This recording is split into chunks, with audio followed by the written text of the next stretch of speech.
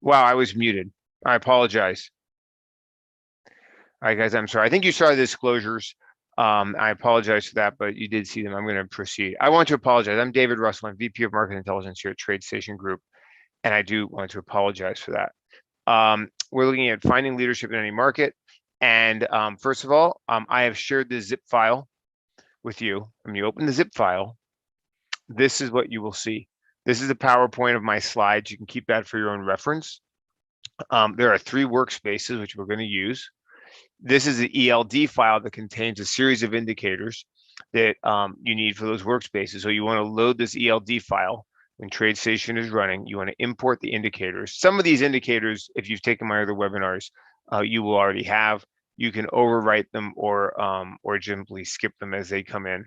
And then this is also an Excel spreadsheet we're going to be using with some important information. Okay, so I wanted to start off actually with by giving a really brief kind of sense of the importance of understanding leadership in the stock market. The market kind of passes through periods of different kind of behavioral changes, and in many things on Market Insights, if you go to TradeStation.com and at the top you go to there's a link to Insights in the navigation bar at the top. You can see the blog that I write on the TradeStation website. But we go through periods of kind of behavioral change, and I write about that. But there's different reasons why those changes might happen. And if you actually go to the PDF down here, there's a link that goes to a series I've done about 7 fundamental kind of catalysts to explain movement in the stock market. We're not going to talk about that today. We're going to talk about what. We don't really care exactly right now about the why. We want to identify the what. How do we identify, for example, which sectors are outperforming or underperforming? How do we find the kind of behavior in the market? We want to identify trends, and then we want to position accordingly. And it's important to realize that, because very often, the market, it goes through certain behavioral cycles, and they're often similar, but we also need to find out exactly what's happening. This is what I believe is I call it my common volatility cycle. And right now, actually, we're kind of somewhere over here. So what normally happens is, like, let's say recently complacency spreads, we drift into May, earnings season is over, we're just drifting around. Suddenly we have, some volatility, and then we see more correlation. So based on my way of looking at things, with a day like today, you didn't really want to be buying individual stocks. You want to be trading the indexes.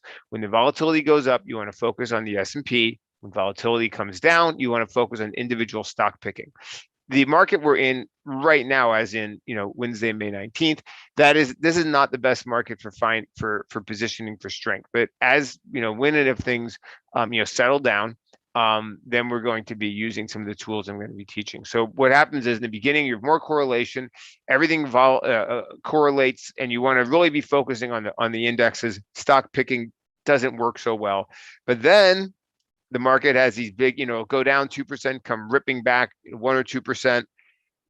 Then it'll get to a point when the movement slows down. Instead of moving 1 or 2% a day, it moves 0.2, 0.3% a day. Then, of course, volatility comes down.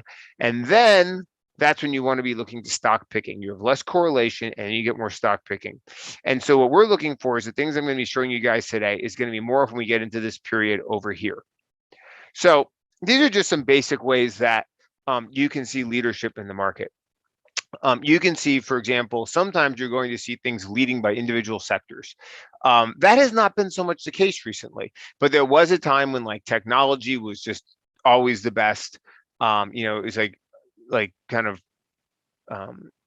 technology and consumer discretionaries, because you had stocks like Amazon that were in there, but it was just no matter what, those were the leading sectors. Things like energy and financials was just dead. That is not exactly the case now, but sometimes it is. Sometimes the market goes into a period of risk versus fear. Sometimes these are all just different dynamics that may or may not be true. And it's interesting to look at them kind of as historical examples to kind of see where we're falling right now. And when I look at right now, when I say, global versus domestic, that has been a theme at different points in time. And it very well could be a theme soon as well. We have to see kind of what happens with the Fed. But sometimes you're going to see you have individual weird little things like marijuana stocks are doing well, or some of these other, there was a time when the crypto stocks were doing well. You see these weird little niche industry like the SPACs or whatever are doing well. We're not in that market, but sometimes you get into this weird little niche industry market. Sometimes, and I'm going to get into this one, you see, the mega caps, the big cap versus a smaller equal weighted index will show you strength. Sometimes everyone is obsessed with M&A. There's been very little M&A in this market, which is interesting. At a certain point, it could come back, and that's going to be, there's times when there's a biotech deal or something like that, and suddenly all the stocks in a given industry come to life. We're not seeing that now, but this is a dynamic that can play out. Very often you can see a focus on cyclical growth, which means the economy is accelerating. This is very much what I think has been the dominant trend in the last few months. Then there's also the potential for secular growth. And a lot of this is what we saw in recent years, and especially last year, when people have focused on those companies that grow outside of the economy, things like Apple and Facebook that were growing because their businesses were expanding and gaining market share in the economy. And then the other thing is just the idea of sometimes people worried about interest rates or inflation, and very much this has been a narrative as well. So the thing is I believe that if you look at the tools I'm going to show you next, and then you look at this list, you're often going to look and say, oh, we're in this market, we're in this market, oh, but we're not in that market, right? And then in another 6 months, 8 months, you can keep this, you can print it out, put it on the wall, and you're going to find that at most points in time, you can find leadership in the market based on one of these kind of silos. So we're going to basically go through 6 methods, which I list here on how to do that. So let's go ahead and start with method number 1, which is using key ETFs. All right, let me just so let's go to my TradeStation workspace. Hopefully you guys have this working now. So basically, this is the first thing we're starting with, finding opportunities in any market. You notice there's 3 workspaces I've given you. We're starting off with the one called finding opportunities in any market.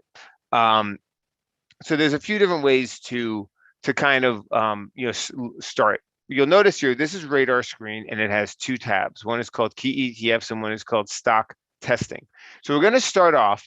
By the way, I want to just tell you that in this, the way I've organized this presentation, you're going to notice that there's little binoculars. That means that we're looking to do analysis, and then the other one has a $sign. You see over here, I actually mentioned this, that we're trying to detect, and then we're trying to act. So when it has the little binoculars, it means that we're doing the actual analysis, and then the next slide is going to have how do we act on the method.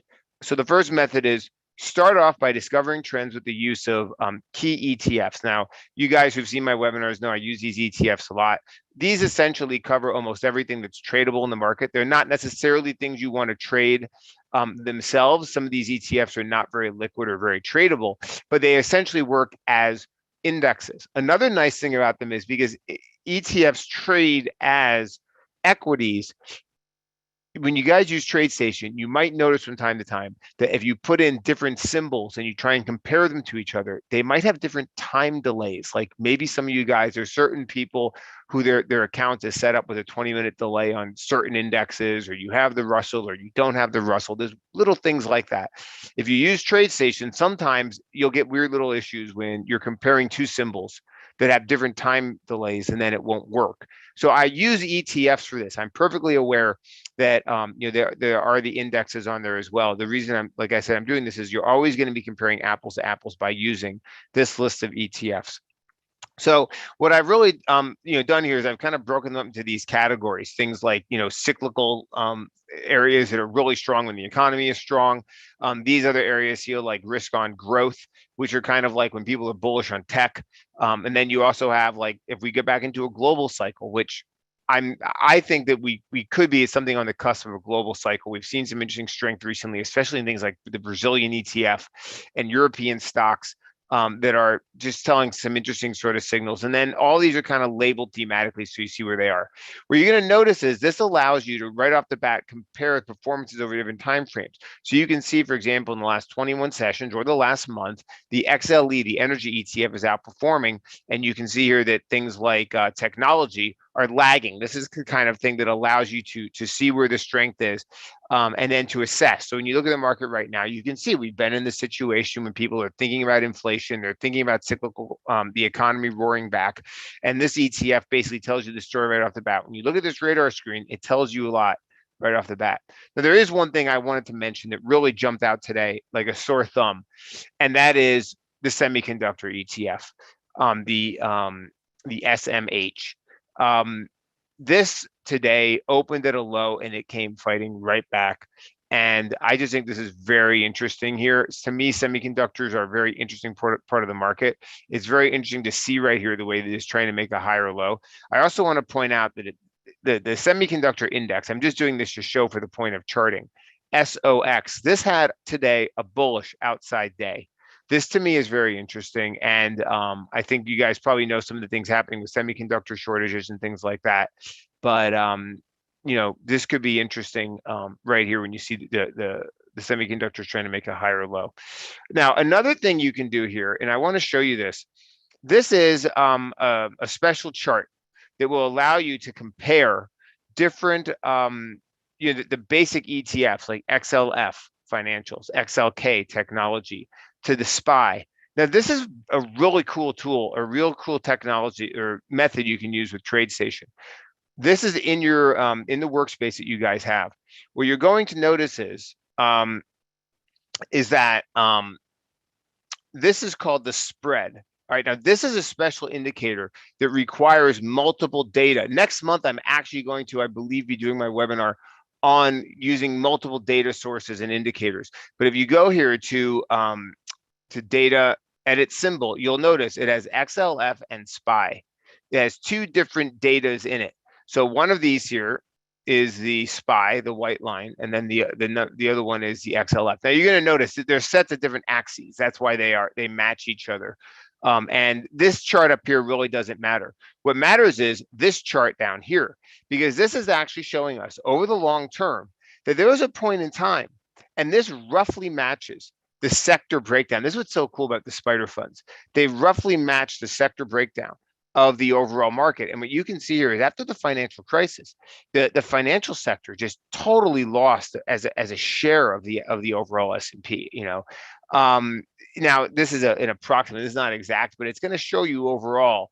Now look at something like technology. If we change this to XLK, you can see that technology was steadily gaining market cap participation this whole way up. So this is just a really interesting sort of analytical tool to understand like what's up and coming and what's on the wane. I wanted to mention that. So this is one of these other tools that is built in here. Okay. So the goal of this right now is to assess the mood of the market. So now let's go to our next slide, which is, all right, how do we actually act upon this? So say, for example, we have determined that industrials are strong. So right now, if you just look at the market, let's actually look here at the key ETFs, and we can see, all right, in the last month, if I look over here, XME. I like this. This is by the way, this includes all of them in one simple list. So here I'm breaking them down categorically, like telling you what they are. And here I just put them all in one list. So metal stocks have been amazingly strong. Let's look at the XME. Okay. Most people might not even know about this ETF, but the XME includes steel makers and stuff like that. Here's what we now want to do. We go to this Excel spreadsheet. And then we can find in this Excel spreadsheet, what you're going to notice is on the left is the benchmark ETF, and on the right are the holdings. So you can go to this now and do Control F, XME. Boom. Here are the members of XME. Copy them, and now I bring them to this second tab. So this is for detecting big level, and now this is for trading the individual stocks pasted in. So now this is going to bring up a series of different indicators. You know what? I'm going to change this so you can see it better. I go to settings. I go to page. I'm going to change this font. I'm going to change it to like 11. Sorry about that. Anyway, all right, so you can see now, you're going to see a series of indicators here. Right off the bat, one of the things this is set up to do is this will tell you individual stocks that might have pulled back to test, for example, the 21-day moving average, the exponential moving average, which some people trade with, or they might also find stocks that have pulled back to the 50-day moving average. So this is just right off. I mean, I didn't even know what this was going to give me before I start. The idea is, okay, we see, kind of longer term strength in metals. Let's find opportunities in the metals. So what these different things are going to do is this will allow us to find, things that have pulled back to the moving averages. This will allow us to rank these for performance to see who's pulled back a lot. For example, you can see that this one is down 11% in the last, week, and something like this is not necessarily attractive, but you can look at these opportunities here and start to see the things that have pulled back a lot or not pulled back a lot. You can see how they performed on a year-to-date basis. Sometimes what you'll see here is you'll see stocks that are up a lot year-to-date, and then they're down in the last week. In fact, for example, look at a stock like US Steel. This is kind of interesting to me. You'll notice it's up on a year-to-date basis 45%. In the last week, it's down 8%. That's just a classic pullback. So we already know the sector is outperforming based on the first tab. And then on the second tab, we found the stock that is outperforming on a year-to-date basis, but it's pulled back. Now, another thing you can do for any of these, you can add SPY, and you'll notice that for some of these indicators, it has a coloration built in for SPY. So it will automatically benchmark. So you can see, wow, in this of these XME members, all of these have outperformed SPY on a year-to-date basis. But then on a week-to-date basis, many fewer of them have. Many of them have lagged in the last week, for example. So you can always add SPY to any list as just a little trick to do benchmarking. The next thing is you can see how close they are to 52-week highs. Very often what I like to do is I like to look for stocks that are 3 to 4% below the 52-week high. Very often those are going to be those stocks. Like looking, for example, recently Louisiana Pacific. A stock like this never got very far off a 52-week high. So in this stock, and I traded some of this move here myself, this run, and one of the things I noticed was it was just sitting up here near the 52-week highs, and then it just leaked and started running. And when you see, this is what happens very often when stocks break out. They don't have significant pullbacks. You're not going to get that pullback to the 50-day moving average or something because no one owns it. It's under rapid, aggressive accumulation. So how are you going to find that? You very often can find it. Well, there's two ways to find it. This right now, you'll find it because it's close to the distance from 52-week high. Maybe it's 3 or 4% off the high, and that's going to be all you get. The second thing is you can go to EMA test, and right now it's set to find stocks that are testing their 21-day exponential moving average. If it's testing a rising moving average, it'll be in green, and if it's a falling moving average, it'll be in red. You can go to this, I can right-click and go to studies. I can change that now to the 8-day exponential that some of you guys use. Change it. You'll notice it now changes the text. And now these stocks had pulled back today to test. This is the blue line on my chart. That's the 8-day exponential. You can see these are all stocks now that pulled back. So these are just sort of ways to find quick pullbacks. Okay. The last thing I want to mention is stochastic overbought, oversold. This one is built into TradeStation. These are my custom ones that I'm sharing with you guys. This one's built into TradeStation. This is not always the most effective. I don't like this one right now, what it's showing me, but this will allow you to find stocks. Here you have stochastics on this. So you'll notice that you can say, wow, these are all great. How do I find the ones that have pulled back? Another way is just look for the stochastic slow K to be closer to 0. The lower this number is, the more oversold it is. I don't think it's very useful at this moment, but it is another method. Like all these things, these are methods that I use recurringly, and it's never always going to be, one thing works in any individual market, especially when you have kind of more, sharper drops like we've seen the last few days. Okay. All right, let me continue. The next thing are using pre-calculated indexes. So now let's go to the second workspace called pre-calculated indexes. In fact, I want to show you guys something that was actually very stunning to me. And it's one reason why I think that I find the market here kind of more interesting. When you look at some of the things that have been happening, I'm in many ways torn between two things. But I want to show you something I wrote recently over on Market Insights. If we go to, let's just go to, bring up a browser window here.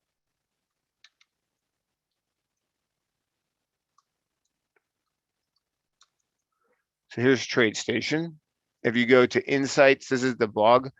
And I want to show you, there's an article I wrote about 2 weeks ago, and I'm going to show you the tools. I'm showing you these tools, which are, a lot of people don't know these exist, and they're really a very interesting thing in TradeStation. So this article right here, I'm going to share it. So what did this show? It showed that on the, what was it, on May 10th, you had this, these are the companies hitting new 52-week highs in the S&P 500. So this is an index right here. If you go to this pre-calculated indexes workspace, there's this thing right here. You see there's two radar screens. Again, we're going to use one for analysis and one for discovery, so to speak, and planning trades. But we have here S&P 500 new 52-week highs. So if I click on this, you're going to notice again that I have this little green symbol linking, and this one also has the green symbol linking. So whatever I click on the left here will come up on the right. And that was true over in this other workspace as well.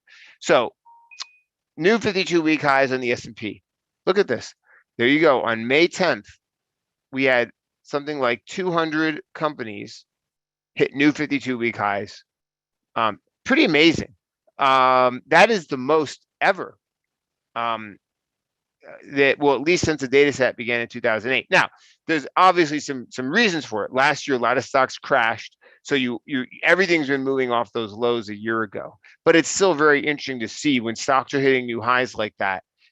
Maybe given the strangeness of the coronavirus correction last year, maybe it's less relevant. But it's pretty interesting that you had almost half of the S&P 500 hit new 52-week highs. Those numbers are massive numbers.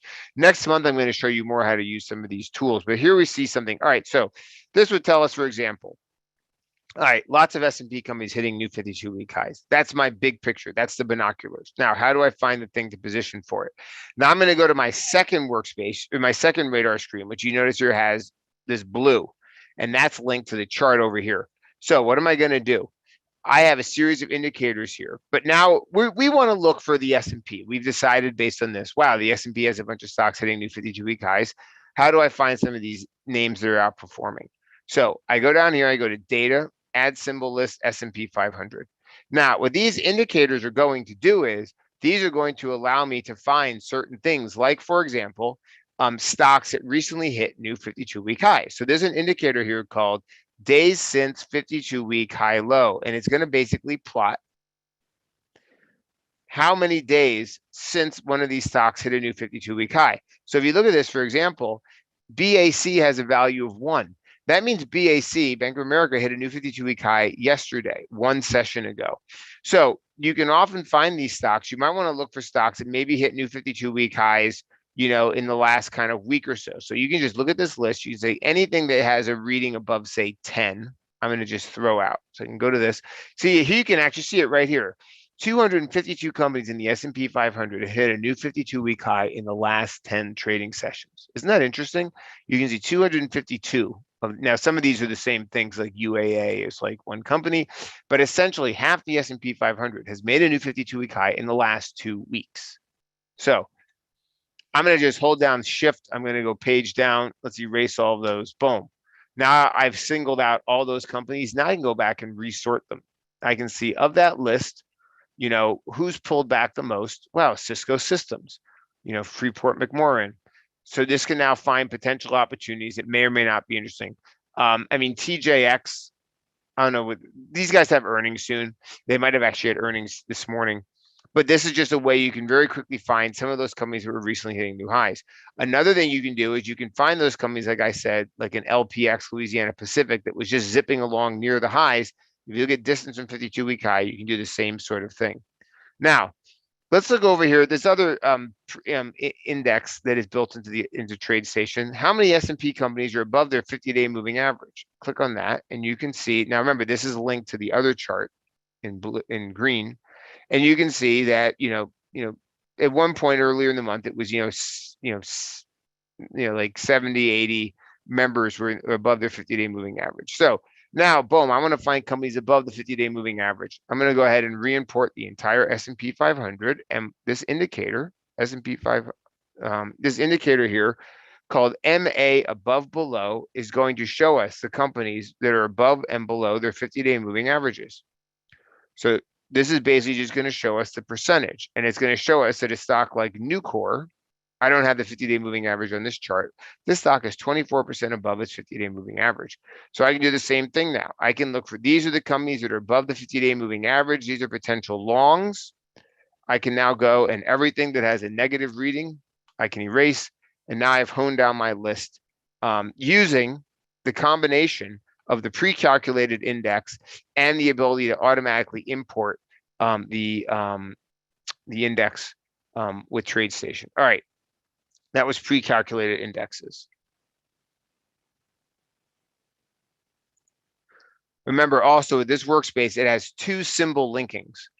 The blue one matches this radar screen, and the green one matches the pre-calculated indexes.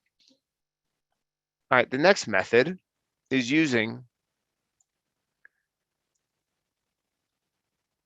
there we go. Let me get for some reason my PowerPoint is not jumping the way I want it to. This is a slide we're on. All right, first I want to mention the idea of equal weight versus capitalization weightings. So basically, like I said, members of the S&P 500 and the NASDAQ 100, they're weighted by market capitalization. Apple is, 8 or 10% or something of the S&P 500, and then you have little tiny companies that are much smaller. So what you'll often see is that when the equal weighted indexes outperforms, in an equal weighted index, we'll take the smallest company in the S&P and the largest company in the S&P, and it will then treat them the same. So basically what that means is when the equal weight outperforms the market cap weight, it means people are buying smaller companies and vice versa. So very often the market will go through cycles of equal weight versus market cap weight outperforming. And knowing that environment can help you identify which kind of stocks you want to be buying. I think a lot of people know anecdotally that, everyone says the market is dominated by FANG stocks, big tech, blah, blah, blah. We all have heard that in the news. It's kind of anecdotal, but how do we actually know that it's true? Well, here we can actually look on TradeStation with this workspace. And this is the other workspace, equal weight versus cap weight. And what you see here is we have two different charts. One is RSP compared to SPY. RSP is the equal weighted version of the S&P 500. And it has down here relative strength. So when this is positive, it means that the smaller companies are outperforming. If you look, you can see that for most of the last 5 to 6 years, this is a longer term weekly chart, but you can see here, especially here for a while, there was a period, there was a period of time in 2016, that, when these were outperforming, the smaller companies definitely went through periods here of outperforming. But look, there were definitely periods. But if you look here, really for the last, since about 2017, this was the market that was all FANG, when it was the big companies that were outperforming. And now we've seen more recently, really in many ways since last summer, we've seen the strength going back to the smaller companies. And you can see that very clearly. The same thing is true down here for the NASDAQ. There's QQEW. It's not very heavily traded, but it's the equal weighted version of the NASDAQ. And this shows you the same thing. This radar screen is doing the same thing. It's allowing you to compare different time frames. You're going to see 5D is 1 week, 21D. This is 250D is 1 year, and 500D is 2 years. So if you look in the last, for example, 2 years, you can see that, this is actually, it's interesting that it's actually flipping more recently. If you look more recently, look in the last year, RSP is massively outperforming.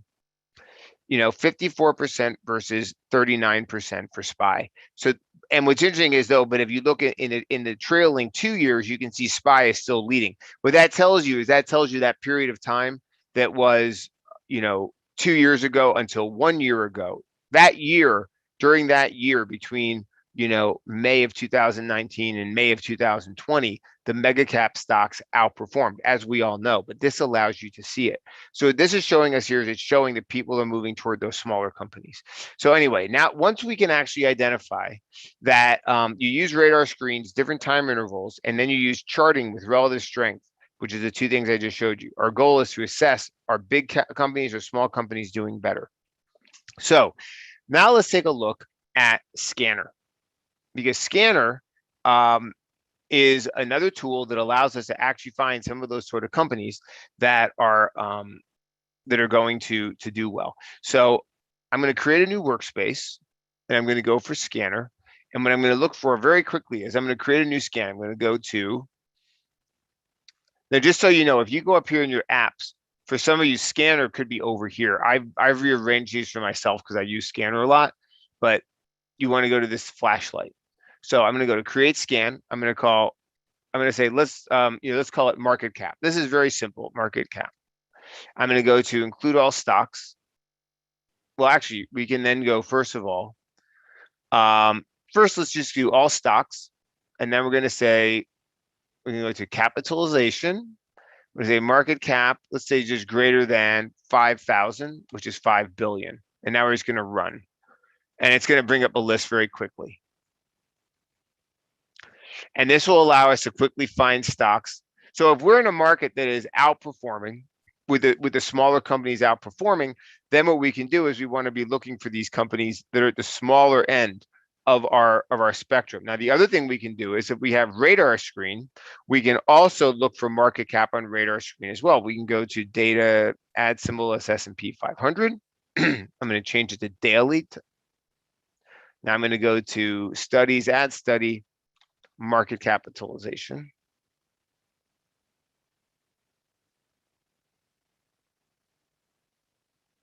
Market cap M, boom.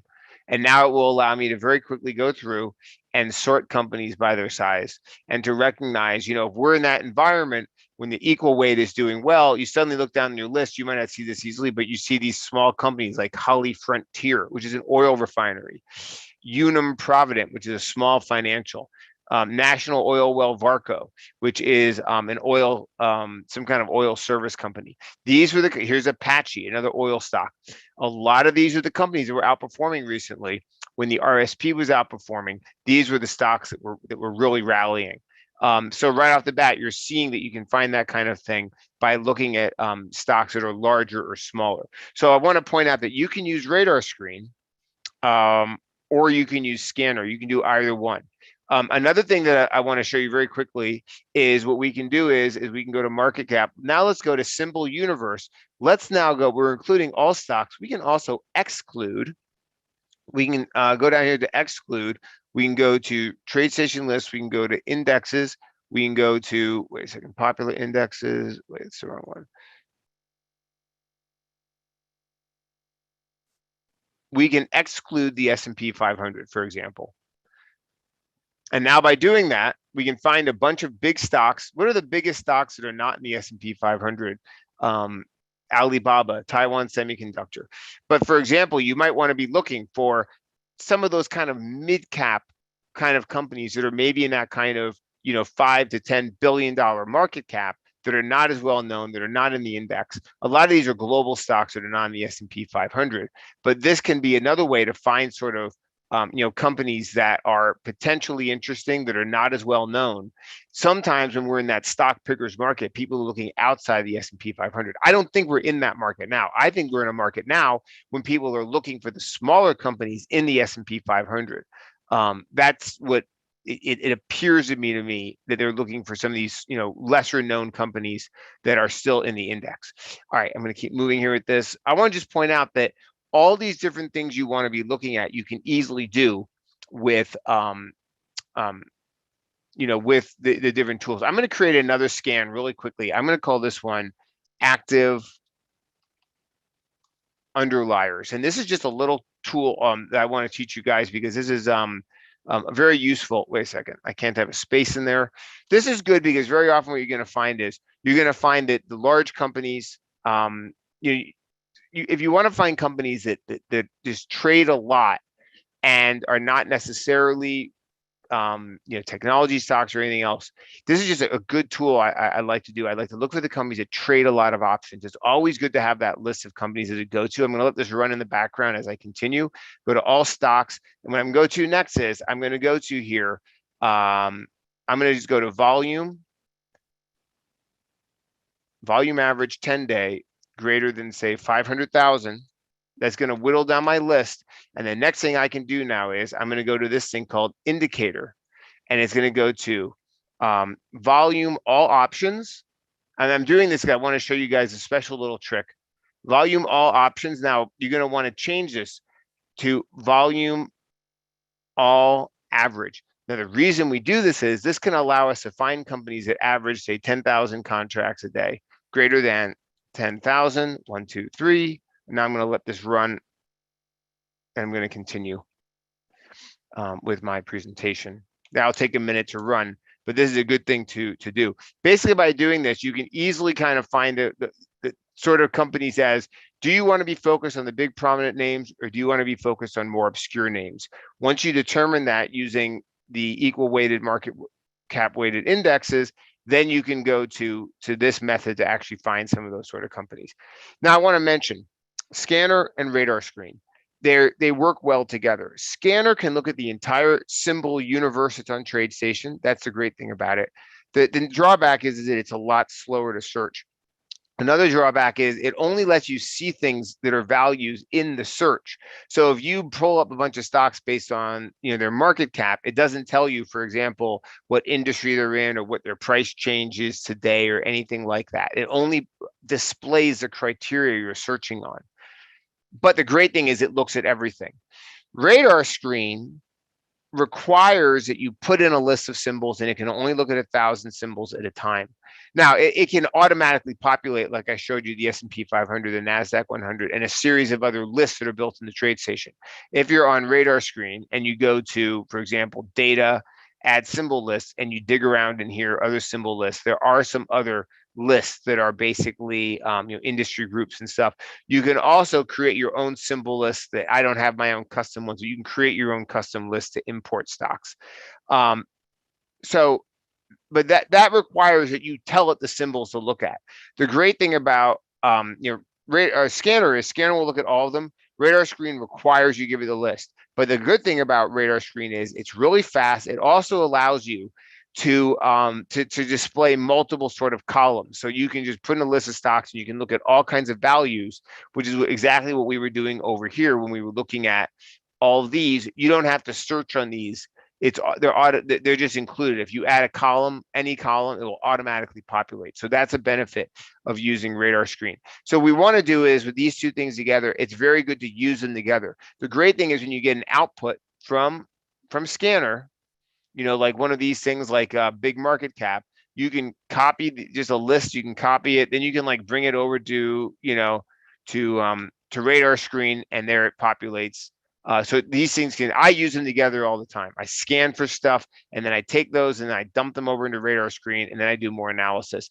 You guys might also want to look, if you go to, I'm going to show you something really quickly. If you go to, on my blog, if you go to education platform, I've done some webinars recently about value stocks and learning how to use some of the different valuation metrics, market fundamentals. So this one I did back in March, but this one has a workspace included in it that allows you to dig. I'm not doing it today, but things like PE ratios, price to book, earnings growth, all those fundamental values, you can put those into radar screen as well. And I also show you how to do that with scanner, but we're not doing that today. Okay. Method number 4 is what we can look to do is we can dig around for sectors and industries that are doing well. Now, this is an interesting and slightly a slightly unique sort of way of approaching things. And I've already done this. Now, when you think about statistics, you can look at something that happens a lot, or it's something that's a really big value. So for example, you could have an average of like 10, and one number is 1,000 and everything else is like 2. Obviously your average in that situation is going to reflect 2, 2, 2, 2, and then 1,000. So it's going to have some number like 100 or something. Now, just looking at the average, like for example, technology is outperforming, then you realize, wow, it's all because of Apple. So the problem with using averages, which is what essentially the market does, the S&P, it's an average of the different market caps and stuff, that can allow a few individual things to skew everything. Another way to look at strength is to look at frequency or the quantity of stocks that are doing well. So you might see, wow, technology is doing well and it's only coming from 3 stocks. But then you might also find, wow, a sector has a whole bunch of stocks that are doing really well. So how do we find that? So what I did here is I created this thing called sector. I just created this little scan called Find Sector Membership. What this does is this allows me to find, here, wait a second.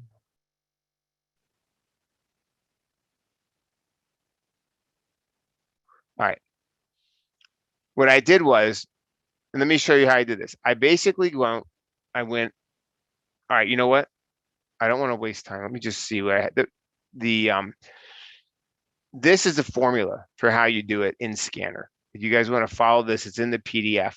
What we're looking to do is, and when I ran this is what it showed me. What I'm basically looking for is I'm looking for all stocks that are up 30% in the last 13 weeks, last 3 months.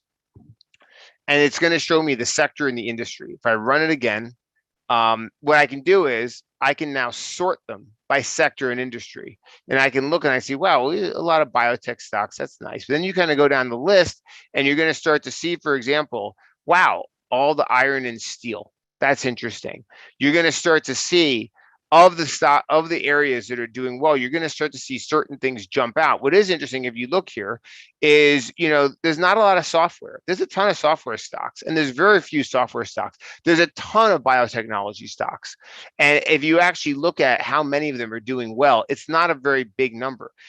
Then if you look at things like iron and steel, they start to jump out. So you can start to say, wow, this is interesting. Basic materials, fabricated metal products. You start to see capital goods. It's going to start to show you the same thing we were seeing before, metals, industrials. This sort of thing starts to jump out. So then the next thing you can do, did my option scan finish? Yes, it did. I'll show you in a second. Anyway, what you can do with this is you can discover sectors that have a lot of stocks that are outperforming. And then what you can do, and I do the same thing here. Let me go to this PowerPoint here. What you can do is you can then input that and you can then scan for more members in that sector. So that's what this is here. So find sector membership. What I did here was I had noticed, I set this up a couple of days ago. And then what I do is I say, I noticed that basic materials are doing well. So you'll just notice here, there's a thing called industry and there's a thing called sector. They're similar, but sector is higher level and industry is more, niche. So you can say, I want to see all the things in a certain sector by using this scan, which is page 17 in the PDF. You can say, I want to find the ones that trade, say, 100,000 shares a day. They're at least 5 billion market cap, and the sector is basic materials. If I run this, it will then bring up all the stocks in TradeStation that are considered basic materials by the sector. And so if you find certain sectors are doing well and have a lot of strength, you can then quickly find, here's your list. So same thing. Now you want to copy that list, go over to finding opportunities in any market, stock testing. We're going to clear that. And now we're going to paste in this list. And now we're going to do the same thing. We can start looking for opportunities. We can start looking for stocks that have pulled back, things like that using this. Okay. How do we get the PDF? The PDF is included in the zip file that I shared above. It's this thing called Art of TradeStation Leadership Mini Market Slides. This right here is the PDF. And it's basically the same as my PowerPoint. So the goal of this is to find the stocks in bullish sectors and industries so we can then dig around and look for opportunities. The next thing we want to look at is we can find stocks that have been hitting highs. Now, the first 4 methods were all about starting with an industry or group based on an ETF like the SMH or the XLE or some sector ETF and then mining down. The last 2 methods focus just on individual companies. So you'll notice I only have a dollar sign as a cash. I don't have the binoculars because everything I'm doing is just based solely on just finding the opportunities. So here, if you use Scanner for this, you can basically, and this is the formula, you're basically looking for stocks that have 500,000 shares a day, average volume, and that are up less than 5% in the last week, and stocks that have hit a 52-week high in the last 10 days.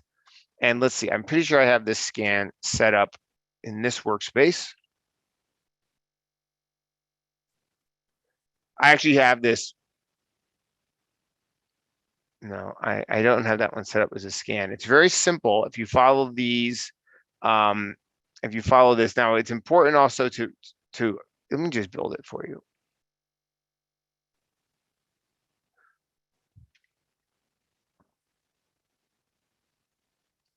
Let's call it pull back from high.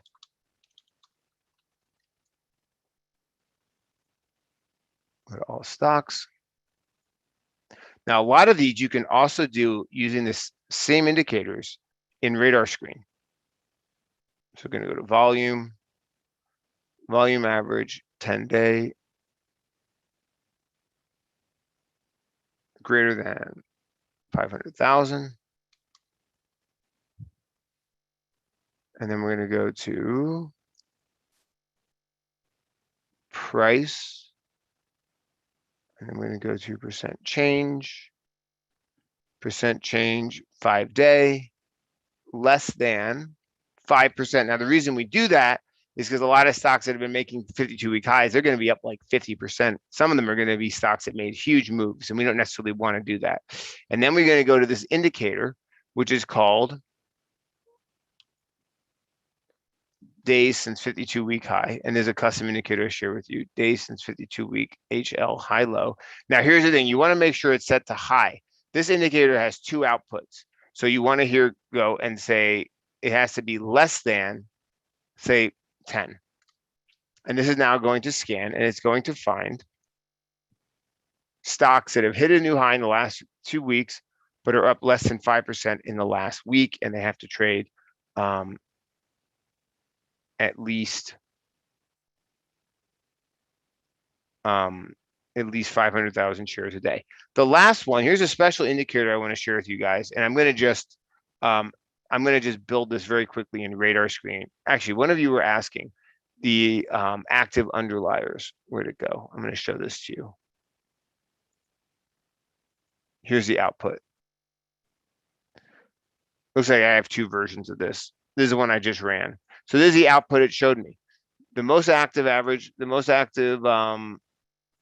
based on average all volume, Apple and Tesla.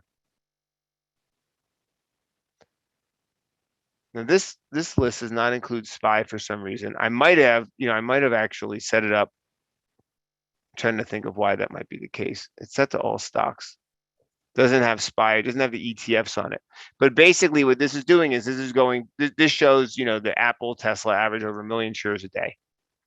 So there's your output for that. All right, now I want to show you guys something else using radar screen. In fact, let me bring scanner back. Scanner will run in the background. Just because I close it doesn't do anything.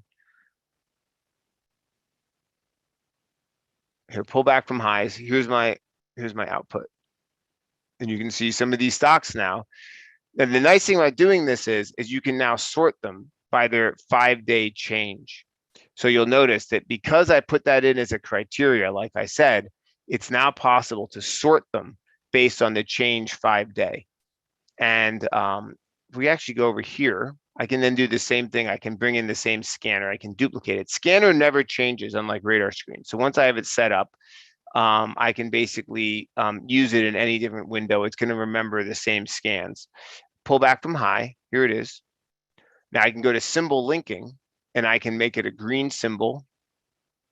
And now if I click on some of these, you're going to actually see right here, it's going to show my stocks that have had these rallies and pulled back. So what does this mean? This means here the stock made a new 52-week high 7 days ago, and it's down 28% in the last week. And now you can just look down the list and start to see stocks that have rallied and pulled back. So I like to look for names that are, I don't like to look at the ones that are down that much. I like to look at them for names that are kind of around, little changed. that have been trending higher, that are maybe down 1 or 2%, that are kind of lurking near the highs. But this is just an interesting sort of thing, because what it does is it doesn't use percentage change to find the strength. It finds the strength based on recently making a new 52-week high. So when you look at stocks hitting new 52-week highs, and then you get that kind of quick pullback, that's also a way to find stocks that are potentially going to continue higher. The last thing I wanted to show you, and I'm not going to do it with Scanner for the sake of time. I'm going to do it. I'm going to just copy. I can look at this. I'm going to copy this window over to this new workspace. I'm going to show you this. I'm going to paste the window here. And I have this this is slide 19 in your PowerPoint. Find moving average crosses. This is something that I'm especially proud of. It's a tool that I've recently created for the masterclass that we have here at TradeStation. It's for clients to be able to discover stocks that recently had moving average crosses.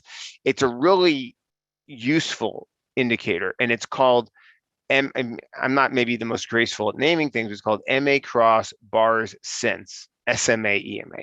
So let's actually add this to radar screen, okay? Go to studies, add study, and we go to bars cross. Well, I'm sorry, it's called MA Cross. This one, and then we want to add.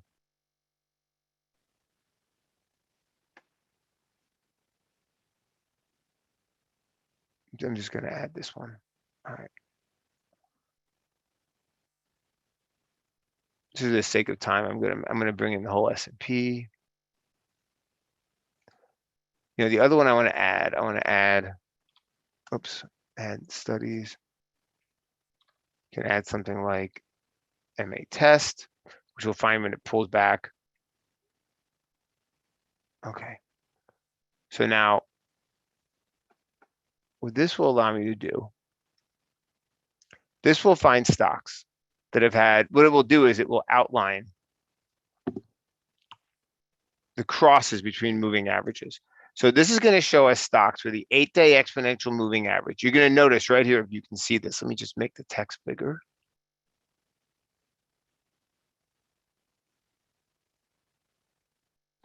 This is going to show us, all right, so a stock like Alcoa, the 8-day exponential moving average on Alcoa crossed above the 21-day exponential moving average 43 days ago. Wait a second. Let me make sure this is set to daily. That's the problem. We're set to 5-minute candles. Let me change that now. So what this is going to do is this will allow us, and you can see we're looking over in the chart. We're looking at the blue line and the gold line. So very often, and there's people out there, some of them are popular on Twitter, who they trade this all the time. So here's a way for you to have this scan yourself. You don't have to subscribe to anyone else's service. You can do this yourself, finding stocks where the 8-day crosses through the 21-day exponential moving average, basically with this. And now, using the instructions that I gave you in the PDF that I don't have time to do right now, you can run this in Scanner. It's going to show you the same output. So what are we doing here? This basically shows us, if it's a positive reading, it means that the 8-day is over the 21-day. So look at a stock like Invesco. It's kind of incredible that this blue line has been over this line ever since basically the beginning of January. Pretty monster trend in a totally forgotten financial stock. So anyway, what this is interesting for is this allows you to find stocks that recently had the moving average cross. So if you see a value here of like Procter & Gamble with 8, what does that mean? We can actually just hide this to make it clearer. Let's hide these other moving averages. You can see here this blue line crossing through the gold line. This is something that a lot of people use as a bullish signal. And all you do is, using this tool, you basically look for things that have values between basically 0 and 10, or whatever you want to do. If it's positive, it means that it's a bullish condition. If it's negative, it's a bearish condition. So look at a stock like Occidental Petroleum. That one just had a cross below, and there it is right there. You can see it right there. The 8-day moved under. Under Armour, it moved under. So this is a sort of technique that you can use. And then using radar screen, you can do the exact same. Using scanner, you can scan the entire market using the output according to these instructions that I have right here. This obviously will take some time for you to build, but you have the PowerPoint. There's another indicator I have called move average order, which is I'll just bring this one in because this is just another interesting little one. It's very simple, but it's kind of nice to have. And what this simply does is, I like things with colors that just quickly, show me bullish and bearish. And I included this in the zip file. This will allow me to look at the market and see companies where the 50-day moving average is over the 200-day. It will color code it. And the nice thing about this is you can sort it. So if I click on this, it will allow me to see here are companies where the 50-day move. Actually, I just hid those moving averages. So I go back to studies, edit studies, and then you can see here that they're turned off. So I can turn the 200-day back on. I can turn the 50-day back on. Boom. And what you can see here, a stock like Akamai. This stock, the 50-day, is under the 200-day. So this is just another way to see some of these relationships. Obviously, something here that has a negative value will be this, will match if it's the same moving averages. The last thing I want to emphasize about this, and one of the things I'm so proud of with this that I think is really useful, is this can compare exponential to simple. So if you click on this, go to studies, go to edit, MMA cards, you're going to see a few things here. It's going to ask you for a fast moving average, which is I set to 8, and a slow moving average of 21. But you can, exponential and simple. So I can do, for example, sometimes I look at a 21-day exponential versus a 50-day simple. This is another comparison some people do. Just make sure you spell it correctly, because it's not forgiving if you misspell it, it won't work. Okay, now you're going to notice, boom, it's thinking.